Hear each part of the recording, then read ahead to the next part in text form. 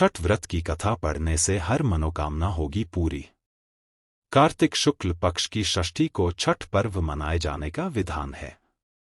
ये 4 दिवसीय पर्व मुख्य रूप से बिहार में मनाया जाता है। यहां जानिए छठ की कहानी। कार्तिक शुक्ल पक्ष की षष्ठी को छठ पर्व मनाए जाने का विधान है। ये 4 दिवसीय पर्व मुख्य रूप से बिहार में मनाया जाता है। छठ पूजा की कथा।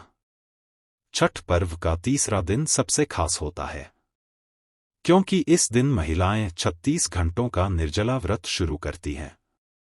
संध्या में डूबते सूर्य को अर्घ्य दिया जाता है, तो अगले दिन उगते सूर्य की पूजा होती है। छठ पर्व मुख्य रूप से बिहार, झारखंड और पूर्वी उत्तर प्रदेश में मनाया जाता है। इस पर्व को डाला छठ, सूर्य षष्ठी और छठ पूजा आदि नामों से भी जाना जाता है। इस त्योहार में मुख्य रूप से भगवान सूर्य और छठी माता की पूजा होती है। छठ व्रत पूरा करने से पहले इसकी कथा पढ़ना जरूरी माना जाता है। छठ की कहानी। पौराणिक मान्यता के अनुसार राजा प्रियव्रत और उनकी पत्नी मालिनी संतान सुख से वंचित थे। इस बात से राजा रानी काफी दुखी रहते थे। एक दिन उन्होंने संतान प्राप्ति के लिए महर्षि कश्यप से पुत्रेष्टि यज्ञ करवाया। महर्षि ने यज्ञ संपन्न करने के बाद मालिनी को खीर दी। खीर का सेवन करने के बाद मालिनी गर्भवती हो गई और 9 महीने बाद उसे एक पुत्र की प्राप्ति हुई, लेकिन दुर्भाग्य से उसका पुत्र मृत पैदा हुआ।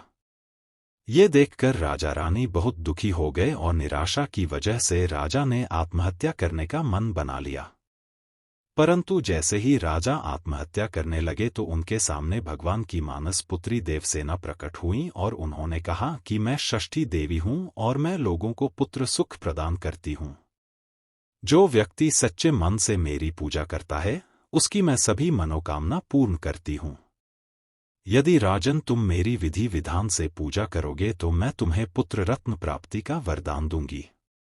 देवी के कहे अनुसार राजा प्रियव्रत ने कार्तिक शुक्ल की षष्ठी तिथि को देवी षष्ठी की पूजा की।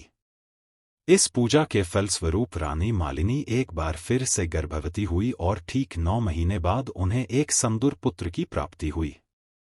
कहते हैं तभी से छठ पर्व मनाए जाने की परंपरा शुरू हुई। इस पर्व से जुड़ी एक और कथा है, जिसके अनुसार महाभारत काल में जब जुए में पांडव अपना सारा राजपाट हार गए थे, तब द्रौपदी ने छठ व्रत रखा था। द्रौपदी के व्रत से प्रसन्न होकर षष्ठी देवी ने पांडवों को उनका राजपाट वापस दिला दिया था। वहीं एक अन्य पौराणिक कथा के मुताबिक महाभारत काल में सूर्य पुत्र कर्ण ने सबसे पहले सूर्य देव की पूजा की थी और कहा जाता है कि घंटों पानी में खड़े होकर कर्ण सूर्य देव को अर्घ्य देता था। सूर्य देव की कृपा से कर्ण एक महान योद्धा बना था। आज भी छठ में अर्घ्य दान की यही परंपरा चली आ रही है। वीडियो अच्छी लगी तो हमारे चैनल अनबॉक्स सनातन को सब्सक्राइब करें और कमेंट बॉक्स में जय छठी मैया अवश्य लिखें।